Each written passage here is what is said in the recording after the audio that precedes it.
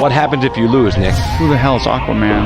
I get Fruity Pebbles, Cocoa Pebbles, I get sausage biscuits. Maybe you guys will see a little footage of that later on because we got some good stuff. Go with the deuces. There you go, baby.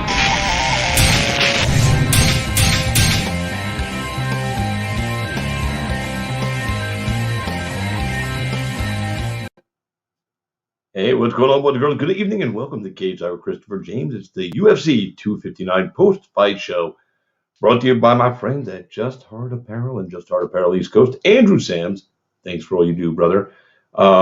So, first of all, hope you guys enjoyed the fights tonight, man. Started out with a big bang. I went 10-5 on my picks. I think I beat everybody on my pick contest tonight. We have to double check that in a little bit here, but I think I beat everybody, or if not, tied for first place. So yeah, man, good stuff tonight, man. I tell you, it was a good time, and I enjoyed it, man. 5 o'clock fight starts. It's 1:30 in the morning when it's 1:30 in the morning when the fight night ends. That's a long night of fights, isn't it? So crazy stuff, though. Crazy stuff. So anyway, I hope you guys did enjoy it. Feel free to jump in with the comments here. I might have a guest joining us here shortly, waiting to see if they're going to make it over. They said they were going to come on with me, but I didn't want to announce their name in case they didn't show up. So if they show, they show. If they don't, well, we'll have a good time anyway, because that's what we do. So, once again, welcome post-fight show. A great night of fights. 15 fights took place. And while I'm just opening up the show here, guys, I am sharing this out to some groups right now. So if you'll bear with me for just a moment, I would appreciate it. I want to, get some eyes out there watching the show with us, and get some feedback from you guys, get some people jumping in. So come on in, join me, have a good time. So here we go. All right, so let's see what do we got going on here. That's the show thing. All right, so 15 fights on the card. Like I said, I went 10-5. You know what? I did forget to do something. Let's smoke up. If you got one, light it, baby. This is really good stuff. It's like 30% THC. Thanks to my friends at MedMen. Appreciate them being such an awesome dispensary, to fill my prescriptions. Love those guys. High quality product. It definitely takes care of the things I need to take care of, so I'm happy to have them around. So let's see. Yep, I think I did beat somebody. Somebody just told me they only went 9-6, so right now I'm winning the contest, which means I can give myself a free T-shirt. I'm so awesome. Anyway, so let's jump into the fight card. 15 fights. We got a lot to cover, lots to unpack, as they say. That's the trendy thing to say. We've got lots to unpack here. Well, we got lots of shit to talk about, man. 15 fights. Opens the night up with bantamweight fight. Trevin Jones and Mario Batista. I took Batista to win this one. And he was doing good. He won the first round, but then round 2 came, and here comes Trevin Jones again. Second time he did this, he was losing a fight. He came back and won. Finished with the KO. TKO. Excellent performance for him. He's 2-0 in the octagon right now. So now people have to keep their eyes open and maybe take this cat seriously, because you never know after one fight. You got to see what they are going to do on a consistent basis. So 1 fight or 2 fights in though, and he's 2-0. Next we go to Euros Medic versus Elon Cruz, a lightweight fight. First one for Elon Cruz moving up. He's a local guy here from Tampa, good buddy of mine. He went in there tonight. He looked good. He looked good on the scale. Started out throwing some good front kicks and everything, but then Medic took over. And even though Cruz threw some stuff, he landed 0. The final striking numbers were 45-0 for Medic. So there's not really much for me to say except Medic is somebody you got to take seriously, man. The kid is for real. And he's so happy and joyful to be there. His post-fight interview was made me smile, made me want to go train to be in the UFC because he made it sound so exciting, so much fun. So I'm not doing it. I mean, too old for that shit, you know what I'm saying? But anyway, but that's the kind of feeling he inspired. So I was pretty excited about that. Next, we move on to strawweight ladies. Amanda Lemos versus Lavana Souza. Round one, another one. You know, we're 2 fights in, 2 fights by KO, TKO. And then we get this third fight. The ladies step up and same kind of domination. Lemos landed 29 strikes to Souza's 1. Finished during the first round, KO, TKO. Finish, it was TKO. She just dominated her straight up on the ground. I mean, it was put her on the ground and just, you know, beat her up. You know, just, the striking was great from Lemos. And the referee actually had to step in and stop the fight when Lemos knocked her down again for the second or third time, I believe. It was over. It was done. So, you know, that's the way it goes. Good fight, though, for Lemos, who I picked. So I lost the first 2 fights. So I'm 1-2 heading into the fourth. And I got Sean Brady and Jake Matthews, a fight that I thought would be a fight of the night contender. Turned out to be a pretty decent fight, man. Brady gets the win, submission via arm triangle in third. And, you know, he got rocked in the first round. He was getting, you know, punched up and, you know, but he showed his resilience. He kept his undefeated record because he started to use his ground game where he had an advantage. You know, I think they both had, you know, near the same level of training time in working on the ground, but Brady definitely implements it better. He did a phenomenal job on the mat tonight and secured the win, gets the takedown, you know, gets the takedowns, gets the win, gets the control, gets the paycheck. That's how it works. But we're 4 fights in, 4 finishes, 3 by KO or TKO and 1 by submission. Moving on to our 5th fight of the night, Kennedy and Zekchu versus Carlos Ulberg. Ulberg came out firing, man. Firing up. Looked like he was going to coast to victory, but, man, Kennedy stayed in the fight, man. Took the best of Ulberg and kept on coming forward on his own. And we, you know, get through the first round. It was clearly a round for Ulberg, but then round 2 comes. Ulberg looked gassed, and Kennedy looked worn on from, you know, taking the punches he did. He absorbed a lot of punches, but he came back and won the fight in the second round at 3:19 of round 2. Again with strikes. Here's the funny part about this fight. Total strikes landed were 146 for Ulberg and 82 for Kennedy. This is probably the biggest disparity in punches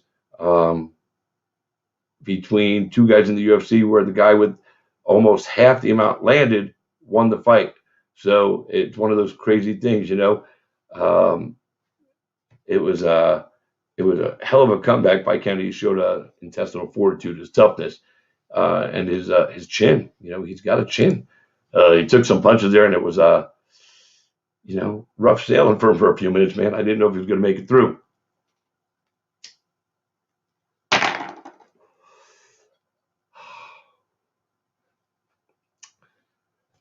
Excuse me.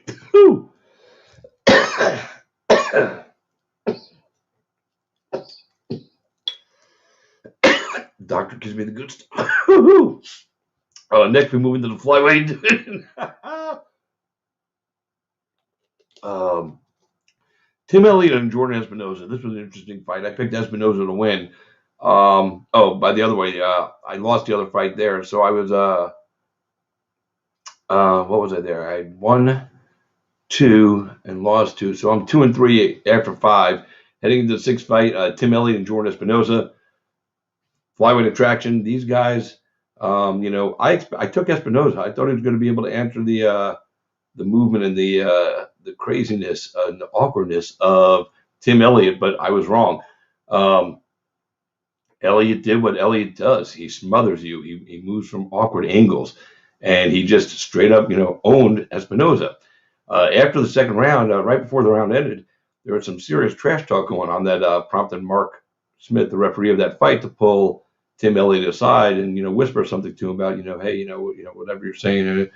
And And what happened was Tim Elliott called out Espinosa for choking a woman. Now, Espinosa defended himself, saying, "You don't know what you're talking about. You don't know the whole story, blah, blah, blah." Apparently, some woman sent a message to Tim Elliott discussing this with pictures and everything on Facebook. I don't know how credible the source is. And Elliott said post-fight that it wasn't meant for everybody to hear. It was meant to be said to Espinosa. Well, if you didn't want everybody to hear it, then you shouldn't have said it in a quiet octagon with no fans where there's mics on that pick up every little thing. I mean, that's just the bottom line, Tim Elliott. If you don't want somebody to hear something you're saying to somebody, don't say it where we can all hear it. And if he's wrong and that was all, some kind of ruse, then he just looks like a big asshole. He took home the win. He dominated the fight, took home the win. So good for him. But I don't think the end of this part of the story is here yet. I think we're going to hear more about this situation because, we're craving information like that. We want to know. So we'll find out if Espinosa lends any truth to the allegations, and we'll see what happens. Next move to flyweight, Kai Kara-France and Rogerio Bontorin. This was a good fight. And Bontorin was doing a lot of good work in this fight. Let me pull up some numbers here for you. He scored a takedown. He had top control for like 3.5 minutes of the fight. He landed, some good punches. Total strikes. He landed 27 total strikes. And he attempted a couple of submissions, if I can recall correctly. But with 5 seconds left in the round, Kai Kara-France, boom, lived up to the nickname "Don't Blink." And if you blinked, you missed something awesome because he definitely put the lights out, face planted him, walked off on his own. Basically he played the judge and jury of his own fight. So he played the part of referee as well. And he probably had the best referee performance of the evening because he knew when the fight was over to stop it. There you go. There was a couple of fights that maybe they could have stopped a little sooner.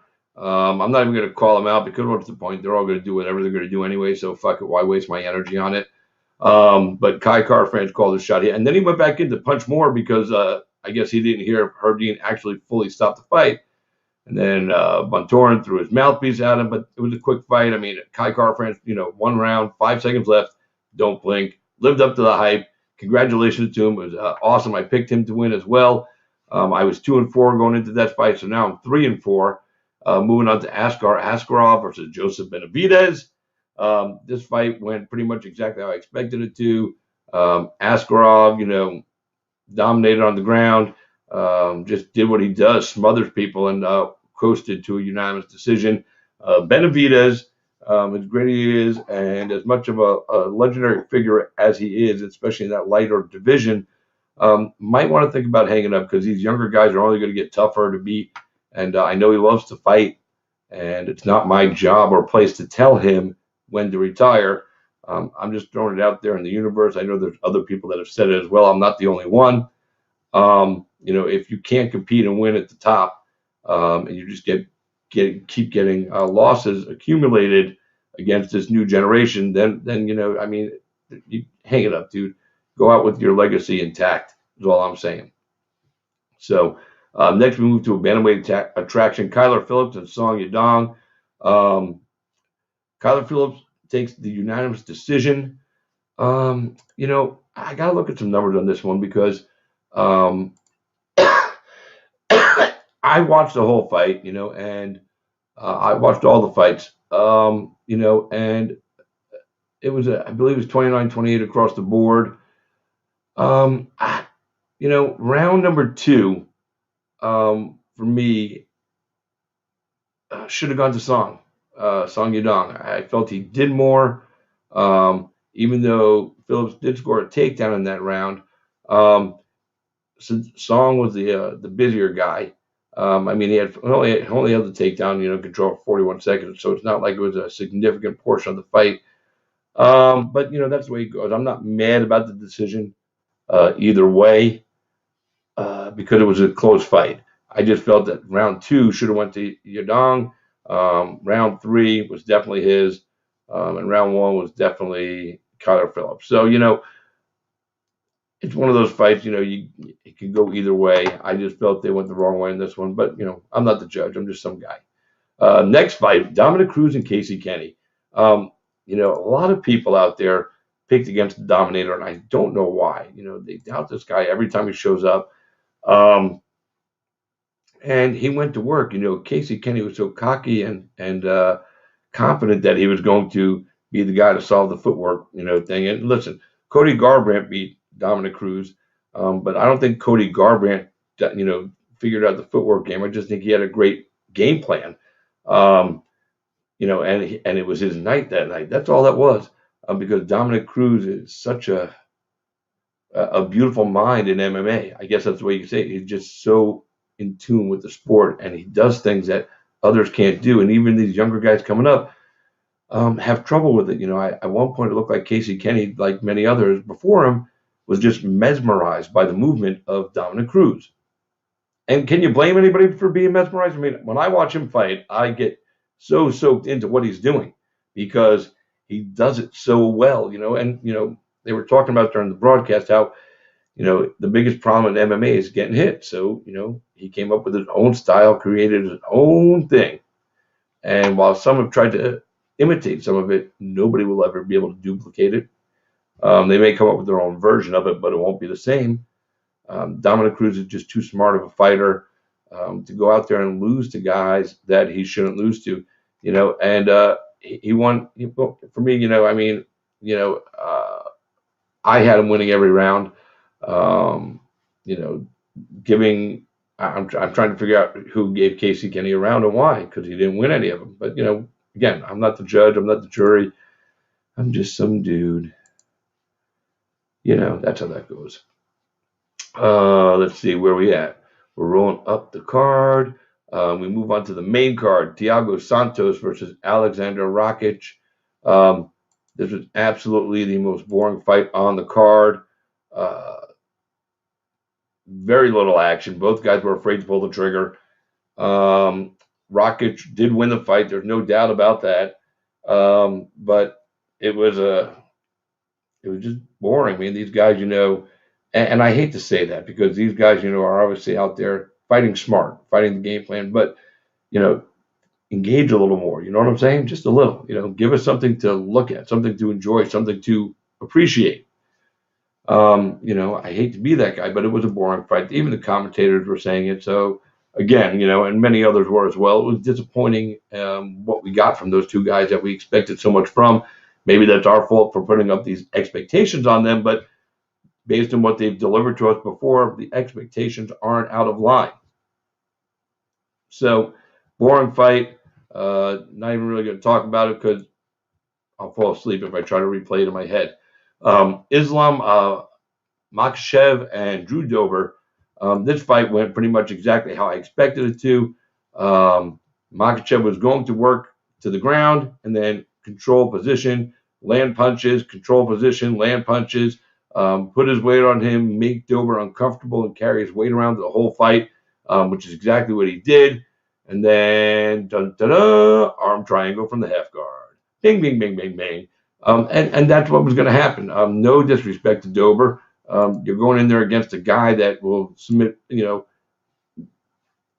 almost anybody on the planet Earth. So the fact that you lost him, it's not a career ender. You're still, you were on a 3-fight winning streak, with knockouts. So, you'll be back. But Makhachev is a different level guy, and I can't wait to see what they do. They need to put, number 14 going in. I definitely think he deserves a top 5 fight at this point. I don't think anybody, close to him, 13, 12, 11, 10, 9 are going to beat him. So just move him up. That's where he belongs. Now we move on to the championship portion of the card, on the main card. Aljamain Sterling and Petr Yan. Wow. What a fight we had going on there. So here, if you were watching it, Aljamain Sterling and Yan were going at it, and I'm going to give you some numbers on this fight so you guys can get an idea. And you watched it, so I'm sure that you understand what I'm talking about. There was a knockdown in one of the rounds. Let me see, where the fuck was it? Knockdown was in round 1. Aljamain Sterling outstruck Jan in round 1, basically doubled him up. Total strikes 34-14. So almost 20, 30, definitely doubled him up. But he got knocked down clean, and that knockdown, that automatically gives the round to Jan. I have no qualms in that one. In round 2, they both landed 24 total strikes. Aljamain landed 17 significant to 10. There was a takedown, minute and 25 of control. Aljamain Sterling reversed position. He didn't get a takedown, but he had 2:16 of control against the octagon when he reversed position. Aljamain wins that round on my card. So now we're going into the 3rd round, and they're all even. Round number 3, striking numbers 34-32 in favor of Sterling. No takedown, or 3 takedowns for Jan, so you got to give him the round. Numbers were close, but the round goes there with the takedowns. Even though he only maintained control 49 seconds, you still got to score 3 out of 3 attempts on takedowns. Round 4, Jan was winning the round. So it was 10-9, going if the round, as the round would have been scored had it finished. So 10-9, but then, you take away the 2 points for the illegal knee strike, the intentional knee strike, because he was warned that Aljamain was down. You can hear Mark Smith say it on the video, so there's no hanky, no funny business going on, no shenanigans. So that round becomes a 9-8 round in favor of Sterling. So, if the 5th round went the same way, had the fight continued, we probably would end up with a majority draw, which means Jan would still be the champion. Now, because it was an intentional strike leading to a DQ, the absolute right decision was made in awarding the belt to Aljamain Sterling. It's not how he wanted to win. It's not how anybody wanted to see him win. But the bottom line is that's the way the rule is written. So that's the way it's going to end. The intentional strike, which it was. If you're warned that that's a downed opponent and you fucking throw the kick anyway, then you deserve to lose the fight. And if you're the champion, you deserve to lose your belt because you did it. Bottom line, you did it. So you pay the price. It's not going to be that big of a deal. This fight will get run back. It'll be a rematch, an immediate rematch, and we'll see what happens. See if Aljamain can beat Jan cleanly. And I'm not saying that he did anything dirty, but he was rocked. He was out, so that's it. It's a shitty way for a fight to end. Had that strike not happened, Jan probably would have went on to win the fight and retain his belt. But the card was close. So, I think one of the judges, when the scores were read after the 3rd, because they didn't give us the score on the 4th, 2 judges had it for Jan and 1 judge had it for Sterling. It easily, the 4th round, depending on who scored it, could have scored that round for Sterling. We could have been, 1 judge with, 39-37 going into the 4th, or going into the 5th. So for Sterling, and the other judge having it the other way, we could have a split decision. We could have a draw. There's so many ways that could have ended, but this is the way it ended. Again, but for those complaining about it, there's nothing to complain about. It went down exactly how the rule was written and intended to be implemented should it happen, and that's what happened. Next, we move on to the co-main event of the night. Again, I think Daniel Cormier said it best. This was a non-event, almost like it didn't happen. Amanda Nunes defending her belt against Megan Anderson for the featherweight championship. And I'm going to say, I believe the women's featherweight division has officially been closed down by Amanda. There's nobody out there that's going to beat her. Nobody in contention anywhere else that's going to come over here and beat her and give her a challenge. If they were that good, they'd already be in the UFC. So I think she's going to go down as the longest reigning featherweight champion in UFC history and the final champion in the featherweight division in UFC history, and that's all right. They also said post-fight that the biggest challenge for her is going to be getting back down to 135 because she hasn't been there in a minute, and it's going to be a big weight cut. So we'll see how that all works out, but complete and total domination by Nunes. She fired off some big punches right away, caught Anderson's attention, who looked like a deer in the headlights the whole entire fight. She was in a fight she should not have been in. She was not ready to be in there with Amanda Nunes. She was in there because she was a big girl that they were trying to promote as, a fighter. And she can fight, but she's not anywhere near the level of the champion. That was proven tonight. She didn't belong in there. She just didn't. And no disrespect to the girl. I mean, she's in the UFC, and they're starving for featherweight girls, and she fits the bill. She's a good-looking girl. She can fight, but she's not a champion. The only way she becomes the featherweight champion is if Amanda, relinquishes the belt, then maybe they can give Anderson a fight that she can win. But again, I'd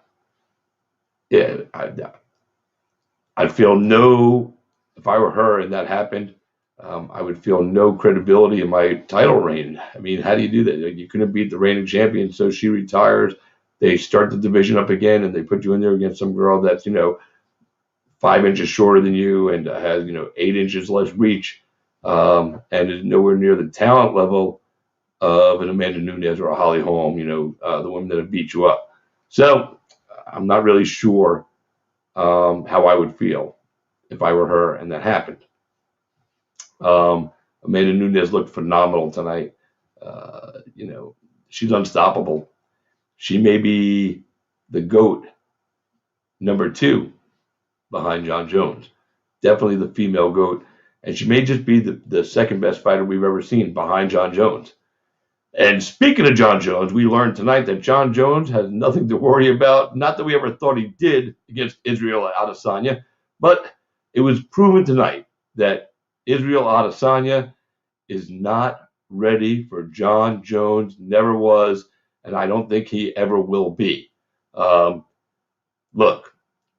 went up to fight for the light heavyweight championship. He said he wanted to show off in his promo video, leading up to the fight. But he clearly lost 4 rounds tonight to the bigger, stronger man. Izzy was faster, but, the speed doesn't always win. You can have speed, but if your power isn't on the same level against this guy that's taking punches from other huge men like himself, you didn't really hurt him. I think you hit him once or twice where, you caught his attention, but you didn't hurt him.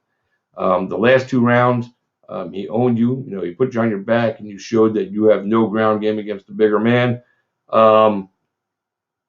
Let's be honest, Jon Jones would smoke Jan Blachowicz, and you couldn't beat Jan. You're never going to beat Jones.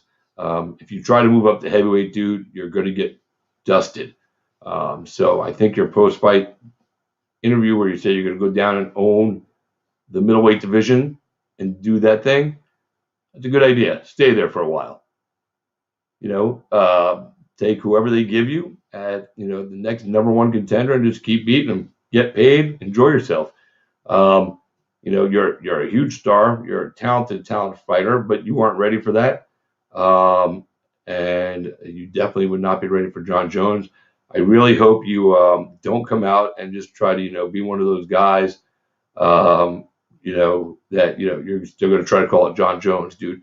It would be, no matter how smart you are with your smack talk, and you are eloquent, dude. You're one of my favorite guys to follow on social media because you say some fucking awesome shit.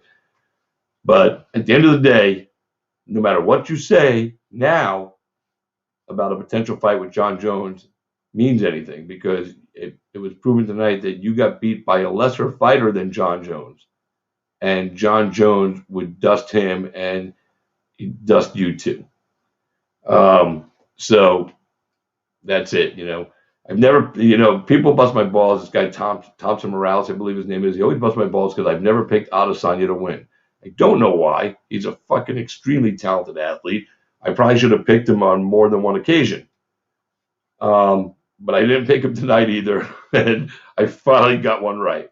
Yay me. He lost his undefeated record. I don't think it's even going to faze him.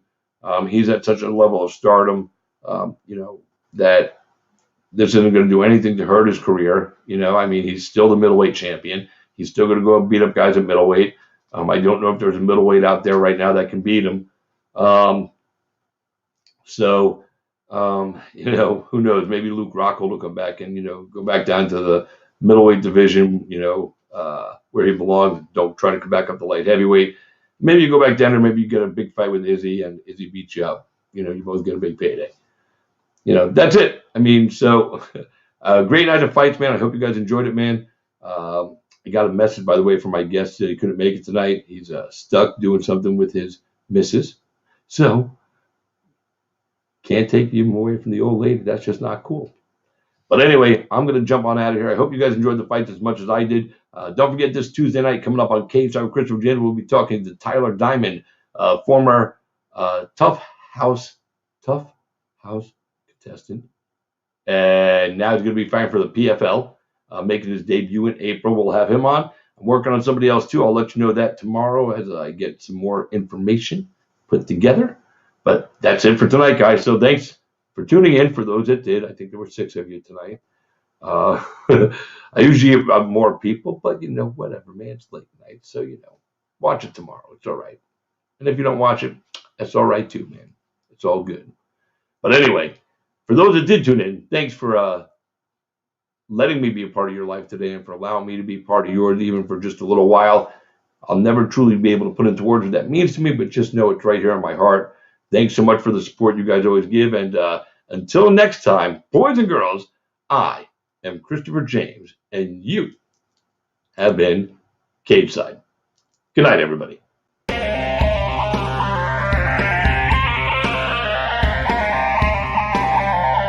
What happens if you lose, Nick? Who the hell is Aquaman? I get Fruity Pebbles, Cocoa Pebbles, I get sausage biscuits. Maybe you guys will see a little footage of that later on because we got some good stuff. Go with the deuces. There you go, baby.